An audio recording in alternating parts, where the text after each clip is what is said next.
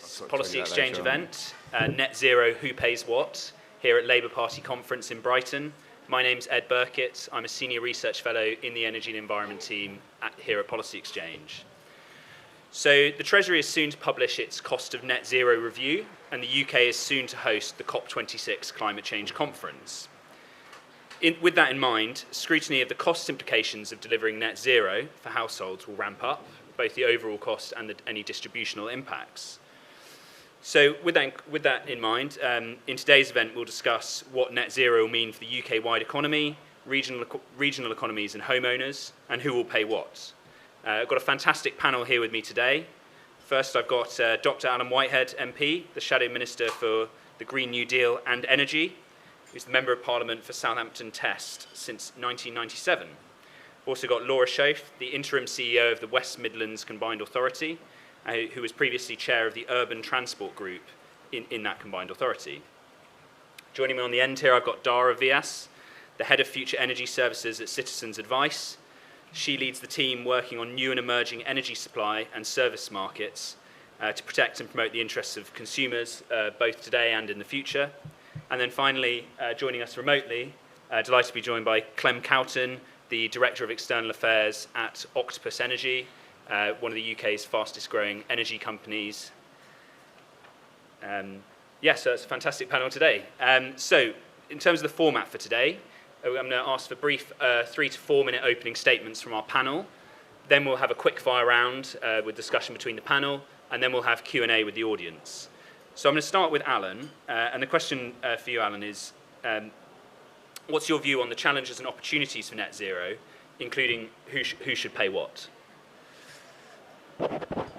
Thanks very much, Ed. Delighted to be here this afternoon in a conference where it appeared that whilst we are in the conference bubble, the whole of the UK energy market appears to come to a grinding halt in front of our eyes.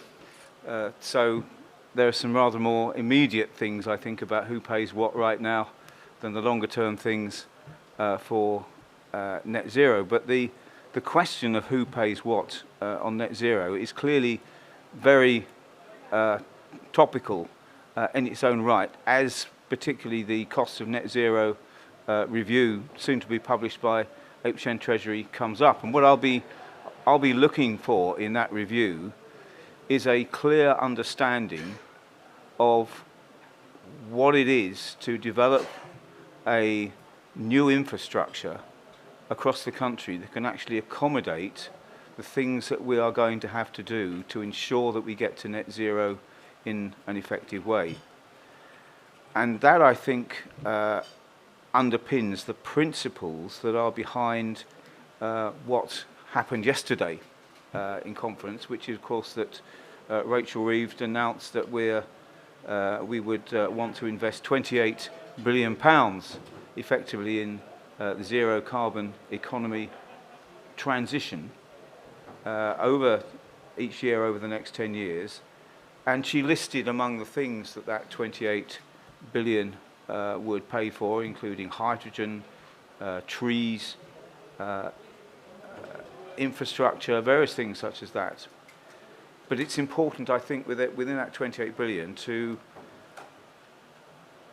tease out exactly what that is going to do. And what I would suggest it's going to do is, as I've said, make sure that the pillars of the infrastructure that we have in this country are actually able to support the arrangements that we will have to work within in terms of net zero economy. So will it support, for example, the rollout of heat pumps? Will it support the tremendous acceleration that we are undertaking at the moment and will have to continue to undertake in terms of the decarbonisation of the energy sector, and particularly, for example, the development of a huge increase in the amount of offshore wind that we have presently. And on that particular subject, what we know at the moment is that if we really do carry out the expansion of offshore wind to the extent that we have already targeted to do, the infrastructure simply will not be there to support it.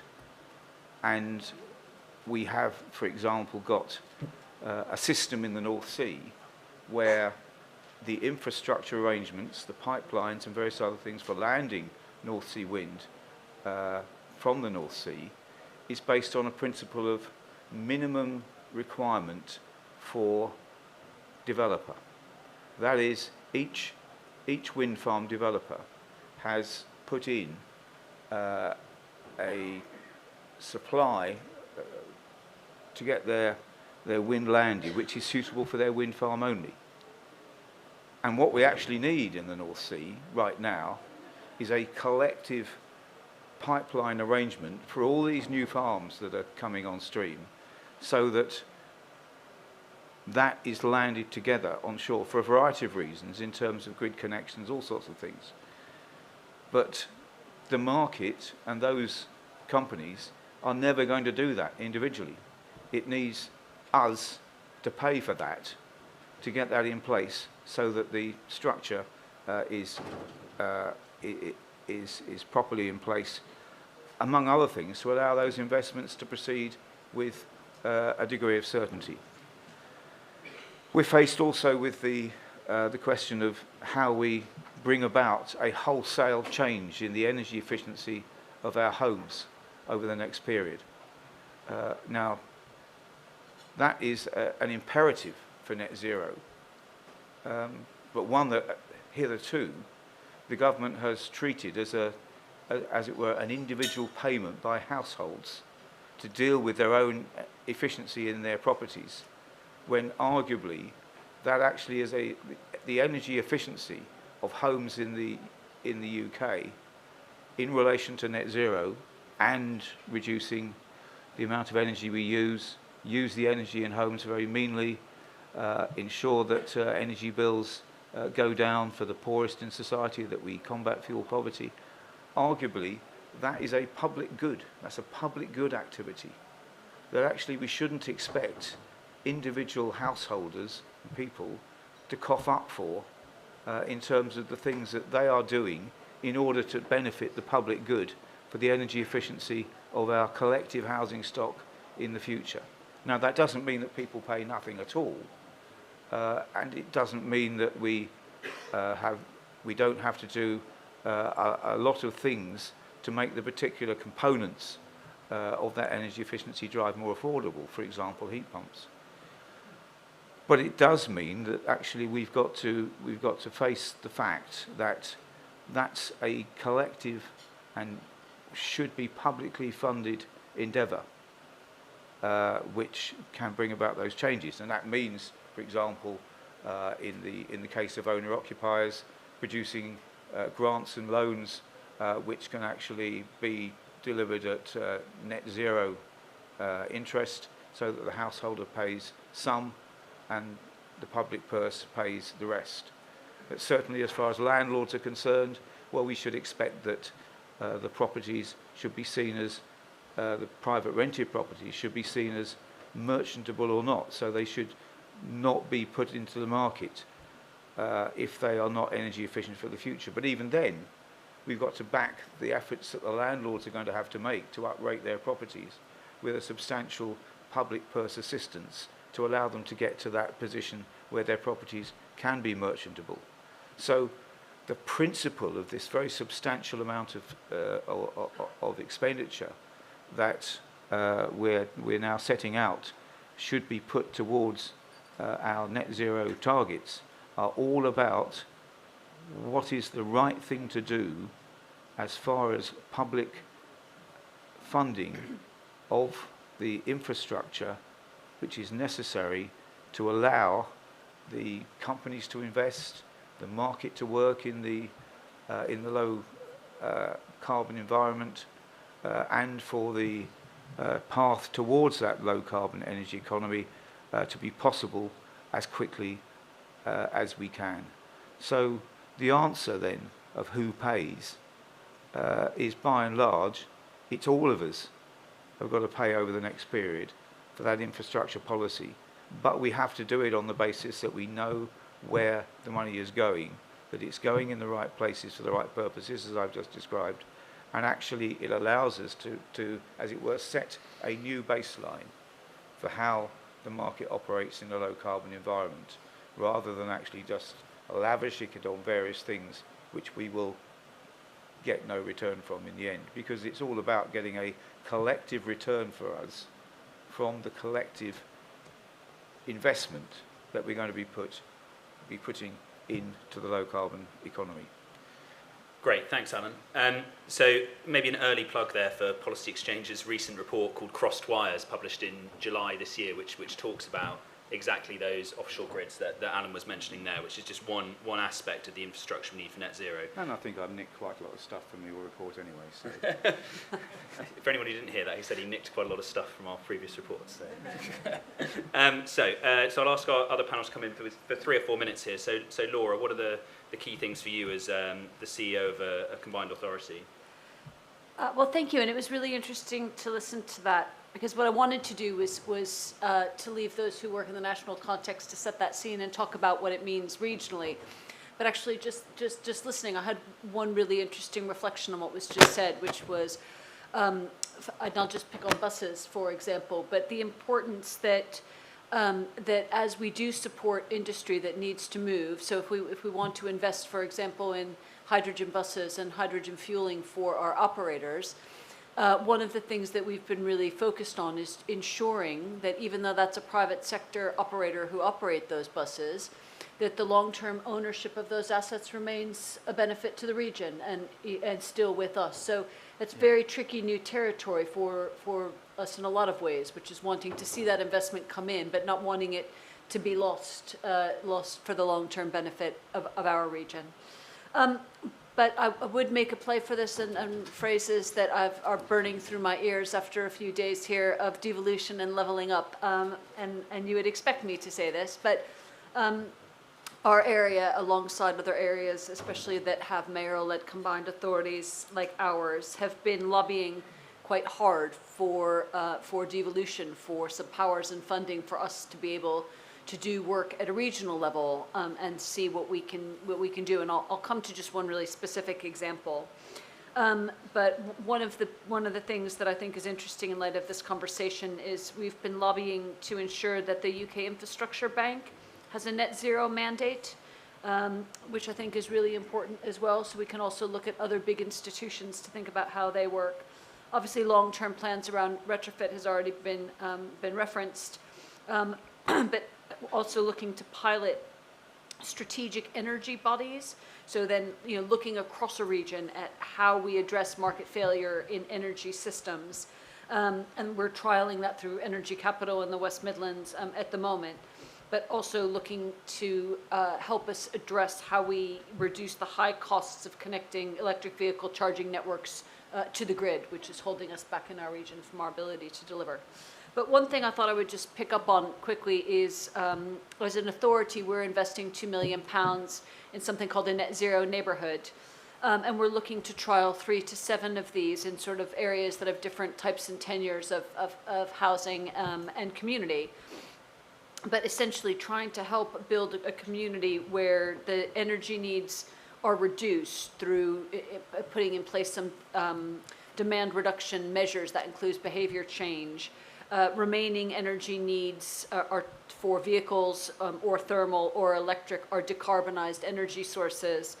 And then to align the funding that comes through a number of sources into targeting sort of specific outcomes, and then seeing how the overall cost savings could be reinvested back in. I'll come on to that. But so that includes everything from retrofit to district heat networks, solar schemes, battery storage, low carbon transport measures, so things like walking and cycling, e-scooters, micro-mobility, EV charging, car clubs, electric bus and tram routes, trying to give really decarbonized transport opportunities for those communities. And then looking at green neighborhood measures, everything from parks and playgrounds to food and lighting, green roofs, sustainable drainage. systems, et cetera. So, but the idea that's particularly, I think, the point that I'd want to land here is that one of the core objectives is to make sure that we can develop a replicable blended finance model where the long-term returns through energy savings and wider socio-economic benefits could be piled back into trying to roll these out. So that is a real keen, that's a really big objective of these pilots that we want to do. We don't have the answers. I'm not suggesting sitting here that I know how that will go, but that's certainly the idea of trying to pilot it in the West Midlands. So, and again, what does that mean? Well, private investment from developers, utility companies, and the green investment community, but also through aligning government funding through sustainable warmth and LAD schemes, our own local authority and housing association investment, as a transport authority, our investment in digital and transport and other infrastructure investment, and then philanthropic funding. So that would be the sort of what would be the funding that we would try to align around this, and then could we genuinely change the outcomes of that community? Yes, it will take time, and those will only be seen over years, but that could potentially give us a way to generate a self-fulfilling financing model for those types of neighborhoods. I'll stop there. Okay, great, thanks Laura. So I'll come to Clem now. Clem, how do you think about the cost of net zero and who's paying for what elements of that? Thanks very much. I'm going to rattle through the problem with going after other people is that it prompts other things that you might want to say yourself. So, Ed, you might have to be quite strict with me about timing here. Right, Octopus. For those who don't know, we were founded 5 years ago with a dual mission to harness tech to make energy fairer and to tackle climate change. I'm an external affairs director. I joined Octopus actually to lead a campaign for the energy price cap. So we have consistently championed customers throughout this fight, and we see those two things as being absolutely interlinked. We are not going to be able to tackle climate change unless we can put our arms around citizens, around customers, around consumers, and take them with us, make our world fairer and better, as well as cleaner. The energy industry, though, it's a $2.5 trillion industry, and it's predicted to grow to $5 trillion. So yes, state investment is incredibly important, and particularly avoiding inadvertent, or maybe not so inadvertent, a state investment in fossil fuel infrastructure. But actually, I think what we also need to be doing is finding ways to divert that, the massive private sector investment that we see globally into cheaper and fairer and importantly, greener sources of power. And from there, by the way, heat and transport, because of course, if we electrify everything and what underpins our electricity is renewable and zero carbon power, then we have a net zero system overall. With that in mind, it's probably worth noting that yesterday Octopus announced that Al Gore's investment fund, Generation, invested $600 million into Octopus Energy for 13% stake. That takes us to a valuation of 4.6 billion, which is now roughly slightly larger, I think, than Centrica. So worth bearing in mind that the sands are shifting in terms of where private capital is in the world and where it's shifting towards. I think we do need to move away probably from a narrative that this is an expensive transition. Actually, there's an enormous opportunity afforded by renewable power, which is that once you've built the kit, the fuel is free. So the marginal cost of that power is incredibly low. And as long as you can harness that, as long as you can harness, for example, wind when it's windy and sun when it's sunny, you can get very, very cheap power. And that means that the net zero revolution can actually be lower cost, better for customers, better for citizens than what has preceded it. The opportunity the opportunity is there, but it's not guaranteed, because the way we set up our system requires that we help people and reward people for using energy at those times and in those places. Our kind of mantra, kind of general rule of thumb for how we should be starting to think about our energy system, is to think about the idea that the cheapest electron should be the greenest electron that's travelled the shortest distance down the emptiest wire, i.e. we need to find a way to run our system as efficiently as possible, not losing energy through long distances from wires, and not forcing ourselves to have sort of gas backup or expensive hydrogen backup. We also have a responsibility to decarbonise as cheaply as possible within that. So, for example, not tying customers into sort of crippling bills from hydrogen heat, and instead electrifying heat to heat pumps. But if we do this in a way that, for example, harnesses the power of electric vehicles and heat pumps and the flexibility that they offer to provide resilience to our grid, we can move away from current spiking gas prices that we're seeing and our over-reliance on gas as a nation and indeed globally, and we can start to take advantage of these lower costs for all. Thanks. Great, thanks Clem. I'll just come over to Dhara from Citizens Advice. What do you make of the cost of net zero and who's paying for it? Thanks, Ed. So for those of you who don't know, Citizens Advice is the official watchdog for energy consumers. We have a role in providing advice, but also for advocating for energy users across Great Britain. And last year, over 1 million people used our energy-related services. So I think one of the things we know is that there's certain groups of consumers who find it hard to engage with the energy market today. And they're likely to find it hard to engage with the energy market in the future.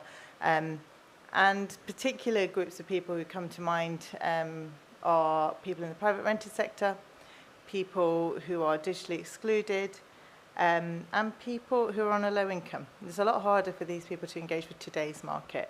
But today's market is changing because, as you've all seen in the news, the last few weeks have been quite chaotic for the retail energy market. Things have changed an awful lot, and they're set to continue to change over winter. And that's going to change things for a lot of people, not just for those people who found it hard to engage with the energy market as it was. And I think it really serves as a reminder that energy is an essential service. We all want, and ultimately, every piece of research you do, ultimately people want to be able to afford to live in a home that's warm and comfortable and safe. We view that as one of those essential things that everybody in the country wants. And the crisis has really been driven by volatile wholesale prices. There's, clearly it's an opportunity to reduce our reliance and exposure to gas and vulnerability to price shocks by doing some really basic things, like Alan said, improving energy efficiency of our homes, and like Clem mentioned, transitioning to low carbon heat sources. Those are all really clear, obvious things we should be looking to do, and this is a bit of a sharp shock, I think, to galvanise us to do it. But we also know people are going to struggle to do this without support. And when we talk about energy, we're always having to make trade-offs between different groups of consumers. At every point in the energy market, you have to make trade-offs. So, there's lots of points we do this between engaged and disengaged consumers, like I was saying, but also between people who are empowered to make changes and people who aren't, between who pays for and who benefits from but various social environmental schemes, between payment options and tariff types, between taxpayers and bill payers, between places within days, between gas and electricity supply, between current and future consumers, and between our interests as consumers and our interests as citizens. It's a complex market when we're talking about costs in energy. When it comes to homes, I think the big gap with net zero in homes is owner-occupiers. There's a plan for people who live in the private rented sector. There are minimum energy efficiency standards and regulations. There is a plan for decarbonising social housing. Owner-occupiers make up around 64% of all homes in the country. And all of the research continues to bear out that people in this market see cost as a major barrier to improving their homes. And I think financial support is too blunt a tool. We need a whole suite of options to help and support people that are fair, that people can access based on various criteria to do with affordability, but also to do with their home, because UK housing stock is so diverse. I think that the best way to describe it is this kind of cost of living crisis that a lot of people are facing this winter. You know, it's set to be a really tough winter for far too many people. And I think the need for fairness and public legitimacy when it comes to the costs for net zero are just going to be really crucial. And I'll stop there to let us get into some discussion. Thanks, Dhara. So I'll do a bit of a quick fire round with the panel, so if they could keep their answers as succinct as possible, and we'll get as much in as possible. So maybe we should focus on the homes then, because I think that's something that all of you have raised. Alan, as you said, the Labour Party has announced it wants to invest 28 billion a year for 10 years. Do you think a lot of that should be going to homes and to homeowners to improve the fabric of their homes and install low carbon heating systems? And how do you make sure that targets the people who really need the money? Yeah. Well, one of the things I think we need to do to unpack this is to understand just how much of the cost of all of these things at the moment is actually going back onto the energy consumer, either in terms of levies going into the system, and those are different kinds, the levies that are coming into the system from changes to the distribution system and the national grid. And indeed, I mean, one of the things that's going to happen fairly soon maybe is a huge levy coming the way of customers in order to pay for the upfront costs of new nuclear power for the future. So everything is loaded onto the customer at the moment in terms of how the energy market is financed and developed. And clearly, we've got to get out of that model as far as those developments are concerned, and energy efficiency in homes is one of those. Now, the energy efficiency uprating isn't just about piling a load of money onto everyone's head to allow them to uprate the energy in their homes, but it is about actually recognising what the overall cost of literally pulling our energy efficiency of the country up by its braces so that it's at an entirely different level across the country, so that we can actually face net zero, that section of the economy which is responsible for about 13–14% of emissions overall. We can actually face a low carbon secure future for that sector of the economy. So it means actually having horses for courses within different sectors of the economy. It means assisting homeowners, not necessarily completely funding homeowners for the cost of uprating energy efficiency in their homes, of making sure that the private rented sector is as energy efficient as those other sectors are concerned. And that's a responsibility substantially, but not all, of landlords in the sector. And ensuring that the social housing sector has actually got the full support of local authority, money and backing in order to bring their energy efficiency up. But above all, the actual process of doing it has to be a collective endeavour. It has to be done area by area, funded on the basis of a common approach as far as that energy efficiency is concerned. And that contrasts, frankly, 180 degrees away from the system at the moment, which is individuals pay most of the cost, individual houses are treated, and then another individual house is treated maybe even under the circumstances of assistance. And the whole thing turns out to be very much more expensive than it should be, and secondly, the actual the place where costs land are not really the just place as far as the overall endeavour is concerned. So can I ask one specific question there? So you talk about levies on levies on energy bills, basically, which is how a lot of the low carbon infrastructure has been funded so far in the UK. Do you think we're reaching the end of the road for that model, and do more of the costs of net zero need to be met through general taxation or new taxes? Yes, absolutely.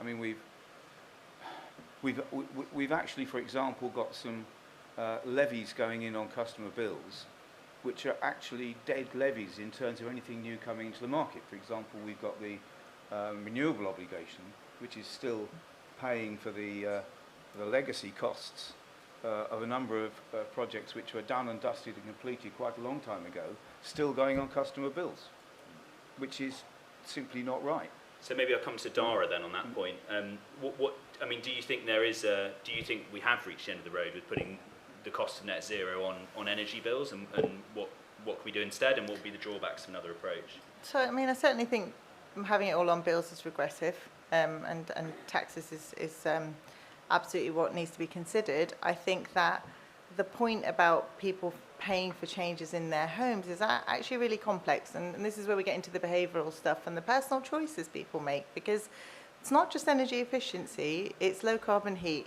and it's smart energy stuff, right? It's all of that, and it's this package of these 3 different things that everyone's going to be doing and making changes to their homes in the next 10 to 15 years. And first of all, how do you help them to navigate that? It's incredibly complex, it's very difficult, but it's intrusive, it's disruptive, and then there's the cost. It's not just the cost, it's everything.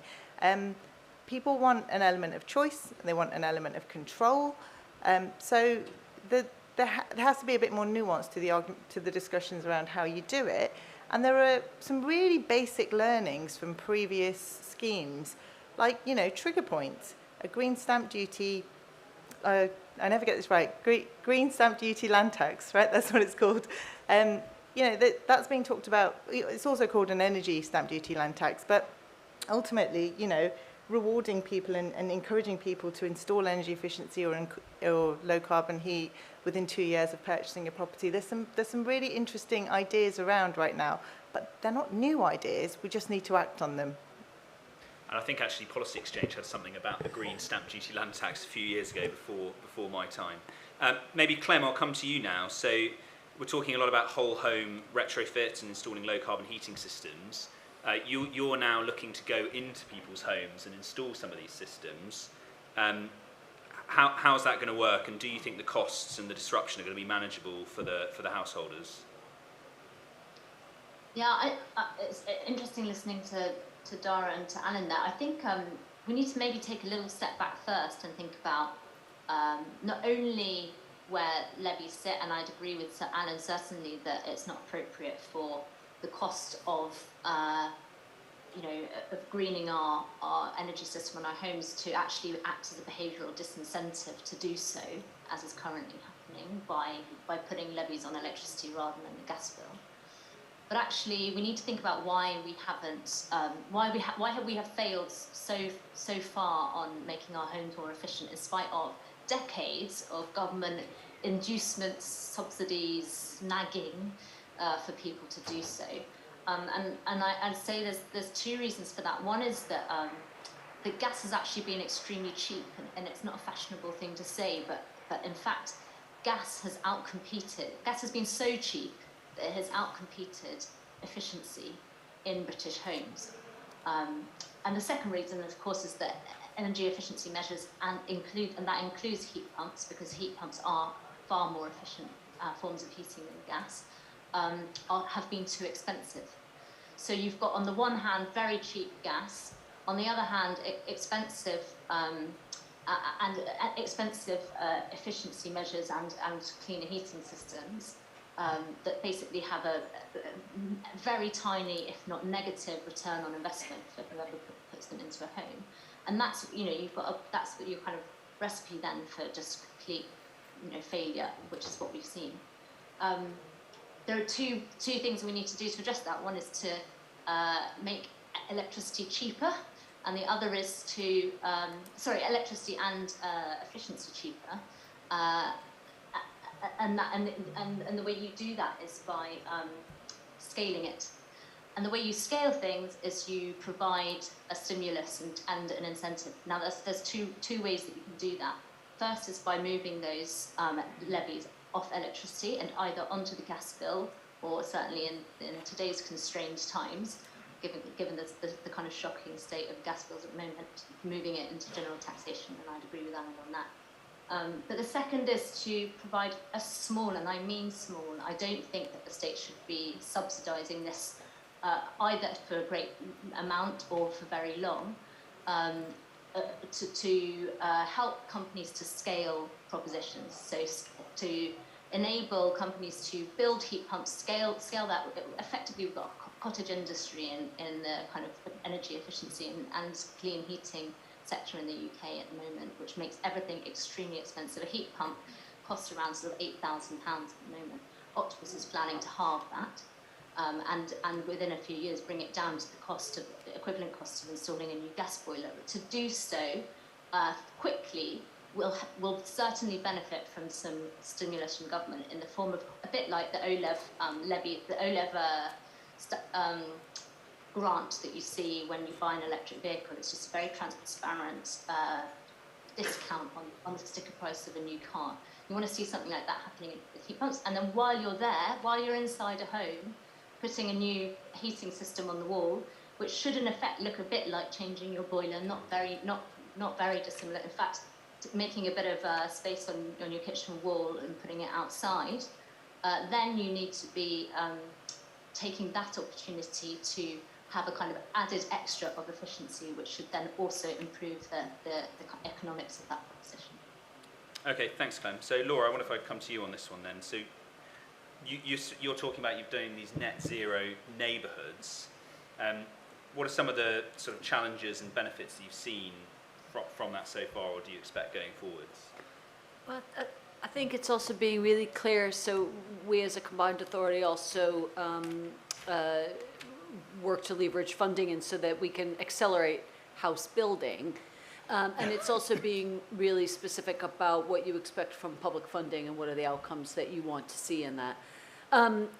With the neighborhoods, the type and tenure of housing across places like the West Midlands is so vastly different that what works for one type of home is definitely not what will work for another type of home. But coming back to the question about how do you know where to start, what we're trying to do is to be driven by the data, both on where is the inefficiency, but also where is the greatest need.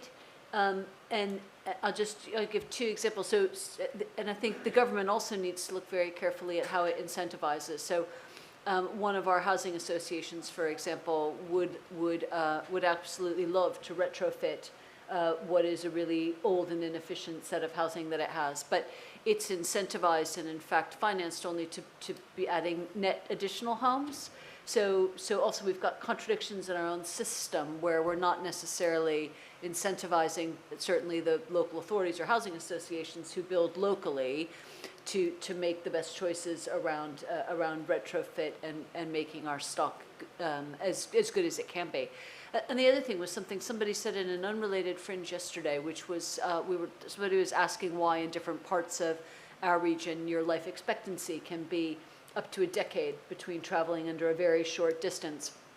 And she was very clear that was poverty and stress. I can't tell you how quickly she answered that question, and cited bills and the stress for people on low incomes in their homes, that not being able to keep them warm and and heated and not be able to afford it, what that actually does to people's health and well-being. And I was trying to say earlier, maybe I wasn't as clear as I should be, but it needs to be funded in a way that recognizes the benefits that there are to other things, to health, to mobility, to general well-being, and we need to think about how we spend our money as public servants to make sure we're getting the right outcomes for this. And it tends to be an afterthought. It's a it's not a fundamental bit of how we think about what are the general outcomes we want for our communities.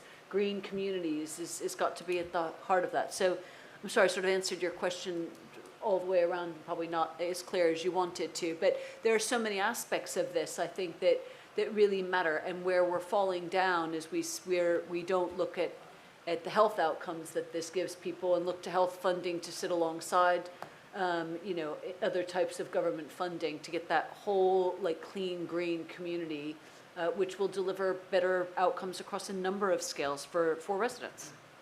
Okay, great, thanks, Laura. And in the interest of getting as many aspects of this topic discussed as possible, I'll come now to the audience. Who's got a question? There's a chap just here. You just have to state your name and organisation and then a short question, please. Colin Challen from Scarborough and Whitby CLP. I would just like to make a plea for transparency, and I think at the moment we're seeing a lot, particularly in the right-wing press, trying to shift the blame for high energy costs onto the green sector and onto renewables. They're even trying to make it the case that the current spike in prices is partly blamed on a low wind summer, which I think is probably maybe slightly true. There's always a grain of truth. And perhaps there needs to be a clearer way of expressing to the public how these different sources of energy are paid for. So many people, myself included, are thinking, well, if I'm paying for green energy, and that's from the wind and solar, as Clem has said, it's free at the source of obtaining it, how come that my bills aren't cheaper? Yeah. Why do they have to rise? Because gas is going up. Okay, So that's this good. is a question That's a good for... point. Thank you. Yeah. Okay, transparency. so let's take another question. Let's go to the back here then. Yeah, thanks. Very, very interesting Could you contribution. just have a name and Sorry, organisation, my short name's question. Mick Mackett here from the Financial Inclusion Centre. Really interesting contributions, but the subject of the event is who pays what. And I'm really, really interested to hear what your thoughts on who should pay what, because ultimately there's only three sources of funding for the transformation, plus I should add, from paying for the legacy costs of actually making the energy system resilient. So there's two big costs to be factored into all this. But we can either pay for this out of bills or taxes. The state can raise the money for long-term funding, or else private capital could come into the market. So what framework would you use for actually deciding on the allocation of funding? And linked to that question, there's a real move on in the city of London. Can I just leave it at one question? Just Yeah, so no, I but can this is linked to the who pays. This Okay. is linked to. There's a real move on in the city of London to actually attract private capital into funding the green transformation. That will cost us significantly more than the state funding the transformation. And if we use more expensive forms of capital to fund the transformation, that leads to higher bills for ordinary citizens. It is incontrovertible that the state is a more effective way of funding the long-term transformation. Okay, can I take one more question? Okay, so let's go to this chap here by the pillar. Hello, Ajay Lawalia, Streatham CLP. The question relates to who pays, but I think there's also a question around how much do we pay? And in order to optimize and reduce the costs in an effective way, clearly a long-term strategy is required. Alan touched on it before with regards to the huge amounts of offshore wind that we want to connect to the system. And yes, the Crosswise report is pretty good. I recommend a read as well. Thanks, Ed. But really, there is an opportunity here where if we do invest a sufficient amount of money now to build that HVDC supergrid that we can connect all this great offshore wind into, then yes, it will be expensive, but it'll be a damn sight cheaper than if we keep building out the grid in one offshore wind farm at a time. And I just wondered if you could comment on that. Okay, great. So we've got a question there on long-term strategy, who pays, bills versus taxpayers, state versus private, and transparency around the current high costs and the cause of that, and in particular, why the cost of green energy tariffs has increased. So Alan, where would you like to start with that? Well, I think I'll start by relating to Colin Challen's question. And that is, let's be clear, the recent energy crisis has two causes.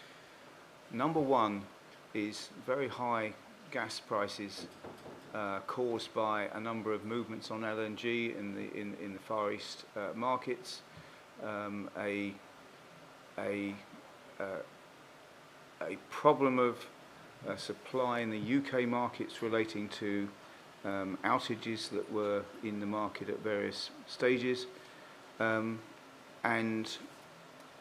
indeed the effect of a number of countries, not just the UK, coming out of pandemic on prices of gas and competition for those resources. And the second cause, which is why a number of energy companies have gone bust, leaving like 1.5 million customers without a home. Although, as Clem will attest, a number of those have already been scooped up by Octopus. Welcome to the big six now, Octopus and Clem, and we'll reflect on what that means later on. But it's to do with the Wild West decision making that took place in setting up a number of energy companies in about 2016 onwards, where they were operating by putting in rock bottom tariffs with no hedging, with no financial support, hoping that the market would be benign in order to bail them out, and now it isn't, and it hasn't, and it won't. And we've actually got to get the system beyond that way of operating, so that when this energy crisis is past, we do not just go back to old ways of assuming that people can get a great deal by switching, when they may be switching into companies that are about to go bust and cost them, the customer, and us, the public, a great deal of money in the process. So it's got to work in a different way for the future. But on the wider issue, particularly say AJ's question, and he's quite right. What we've done in terms of our energy infrastructure in the past, and is we've assumed, as I mentioned, that our energy infrastructure was only going to be good for the purpose of the moment, and there was no anticipatory investment for how things would change. And what has happened in the North Sea with offshore wind, and indeed Policy Exchange covers this very substantially in the Cross-Wires report, the point-to-point system, by definition, doesn't oversize the connections. So no one else can connect to those subsequently who comes along, so that we can have a collective endeavour in landing that stuff for the general good of the system and the market generally. And by the way, that was, as it were, authorised and sanctioned by Ofgem. And also the system that we have at the moment, the Rio system and the ED2 system, cements that sort of investment chasing demand rather than investment going ahead of demand arrangement. That is probably going to impede our net zero efforts in terms of infrastructure investment for the future. So that's got to go as well, I'm afraid, as far as our future investment is concerned. So it's not just a question of putting money into the system, it's a question of getting the regulation right so that money can be used to the best possible purpose. Great, thanks, Alan. Clem, I wonder if I could come to you just on that point around, did we have a Wild West in terms of people setting up poorly capitalised energy suppliers, and also just on that point around why does a bill go up if it's a green tariff because gas prices go up? Yeah, and also I'd like to address the comment that that private investment is necessarily more expensive than state investment. So, is it a Wild West? There are some things that could have been done differently, but I think it's worth remembering that the rules that were changed to enable lots of challenger suppliers to come into the market, one of which, by the way, was Octopus, which is now larger than Centrica. By market capitalisation, by market capitalisation, not by customer numbers. Although watch this space. It is that was an attempt to correct the fact that there was previously a sort of oligopoly of very badly run former state-owned enterprises who had basically had the company carved up between them and were sitting pretty. Ripping off customers, and they really were ripping off customers very badly. The Competition and Markets Authority found a £2 billion detriment to customers, and to be honest, we think that was an understatement, because that was based on the idea of an efficient supplier being OVO, and Octopus, I think, is about 4 times as efficient as OVO today. So I think it's we need to be careful not to sort of overcorrect again in response to what is, by the way, a fairly minor hiccup in the retail energy market that is caused largely by an international spike in gas prices, not a fundamental problem with the retail market. That said, Alan is right that some of those challenger suppliers were displaying some very irresponsible behaviour, and the cost of that will be borne by customers. And so we should probably look to tweak those rules to make sure that companies are properly hedged. Again, though, I would also say that the amount saved to customers overall is very significantly more by allowing challenger suppliers into the market, like OVO, like Octopus, than it would have been to not allow that to happen at all. So we just have to bear in mind the counterfactuals there. The next question was about, what was that about? Green tariffs and why they go up when gas prices go up. Oh, I see. Okay, well that's, I mean, that's just a sort of simple point, which is that we are way too exposed to gas. So we'll use gas for just about all of our heating, and we also use a very large amount of gas to power to generate electricity. And that basically means that the market overall is dependent on gas prices. So a bit like when you sell your house, the price that goes on the market for isn't dependent on really either what you paid for it or what you think it's worth. It's dependent on the prices of the houses around you. It's the same is true of renewable energy. So renewable energy is sold into a wholesale market. If the price of the gas in that wholesale market is very high, and we still are overly exposed to gas, as in, you know, the majority of the market is still based on gas, then the wholesale market price of renewables will still be more expensive, even though, by the way, on the whole, it brings the costs down. You know, if we were burning 100% gas in the UK at the moment, we'd be in an even worse shape than we are now. So renewables have brought the cost down, but wholesale energy all goes into one big market altogether. By the way, it's worth exploring, as Ed and I had a conversation about this last week, as to whether maybe you could perhaps separate those two systems out with digital twin, but that's a... Yeah. I can't see your face, by the way, Ed, because my screen was blacked out, so I can only see myself wittering away. So we'll... Clem, I wonder whether you just wanted to address that point around, is state investment or is private investment necessarily more expensive than state investment? Just briefly, so I can get to the others. So I think this is a really... there are places where state investment is incredibly important, and that is largely where innovation needs to be catalysed. So where there is not a level playing field because of the incumbent nature, which is, by the way, most of zero carbon technology, stimulation is needed in order to get people to invest in the early stages of that. However, the state does lots of things extremely well, but running businesses is not one of them. And running things efficiently is not one of them. So where you can, it is better to put to drive efficiency and innovation through the private sector. By the way, I see this as a member of the Labour Party, but what I have witnessed working in private business, an astonishing focus on efficiency, and efficiency means lowering costs, and lowering costs means lower bills for customers.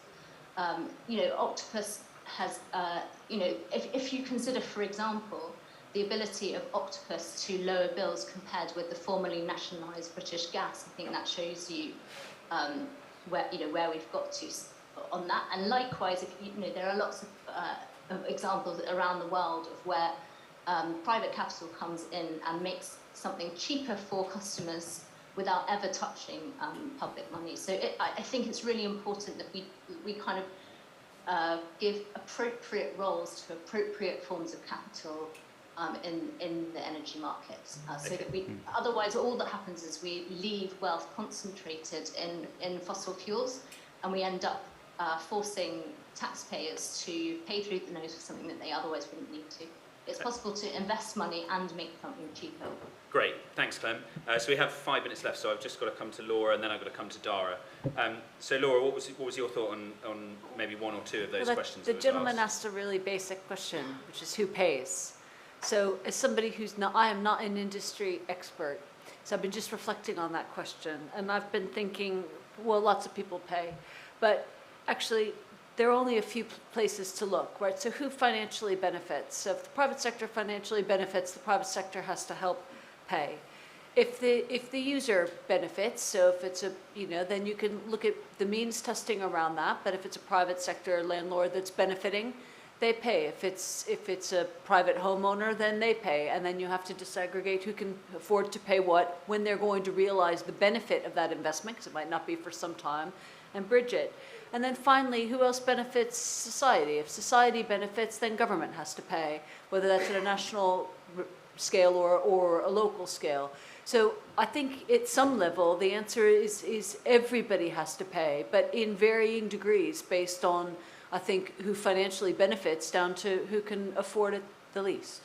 Okay, great. Thanks, Laura. And Dhara, do you want to pick up one or two of those questions that was just asked? I think I'll just try and make a very quick point about today's market in that we've talked about companies entering the market offering unsustainable, very low cost direct debit energy, not hedging properly, but another indicator so that's one indicator that a company perhaps is not as well run as it should be. But another indicator to citizens' advice is also customer service. And we see when there's a combination of unsustainable low tariffs and actually really terrible customer experience for people, for us that's a bit of a red flag that the company's not being run well. And we've done an awful lot of work over the last few years to try and convince Ofgem to tighten the regulation about who can enter this market. It's far too easy to get a supply license. And making it harder and ensuring that companies are run in a better, more sustainable ways is going to be vital. Okay, thanks. We do have a couple of minutes left. I thought, Alan, maybe I'll ask you a question just on this supplier point, and particularly around the state versus private, just because it's been in the news.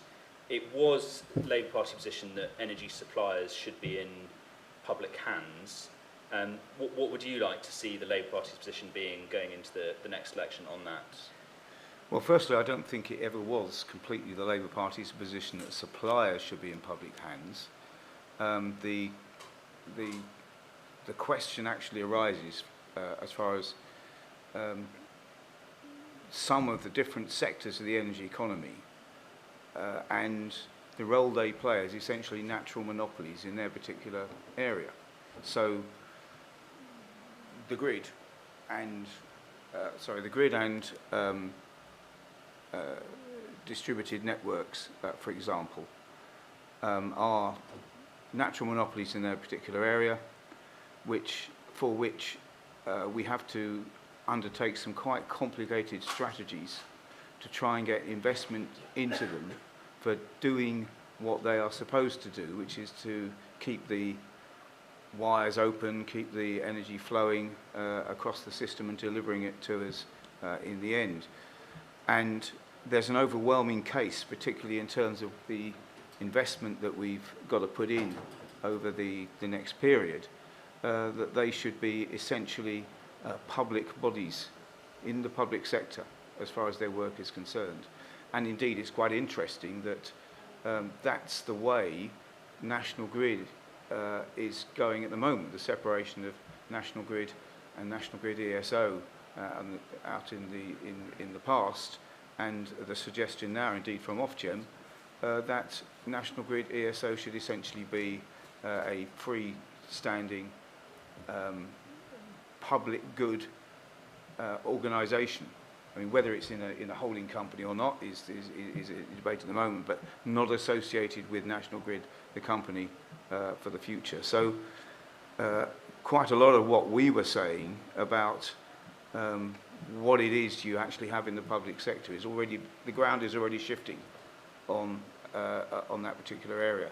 And I mean, the other thing is, in terms of investment going in, since we are agreeing that most of it should be, a lot of it in terms of the infrastructure to get us onto that net zero level playing field, which that actually would allow for the relatively low cost private investment to come in, because it's stripped of a lot of risk, a lot of uncertainty, a lot of various other things. It's quite right, I think, that those investments should take with them an equity share for the public purse of those investments in the future. And so rather than actually putting in place, as it were, a wholesale price grab of the energy sector, actually what we've got to do is look at where public money is going in, what the return to the public money should be, and how the public should retain that interest when that money has gone in for the future. So I think it's important to actually be clear about what sections of the energy economy do what, and how they should be responsible to the public, and therefore, if necessary, owned by the public in doing those particular functions. Okay, thanks Alan. We are out of time. If you missed any of this event, you can watch it back on YouTube and also follow Policy Exchange through our website, on Twitter, on LinkedIn and on Instagram. So all that's left to say is say thank you to our panel and thank you to our fantastic audience here in Brighton.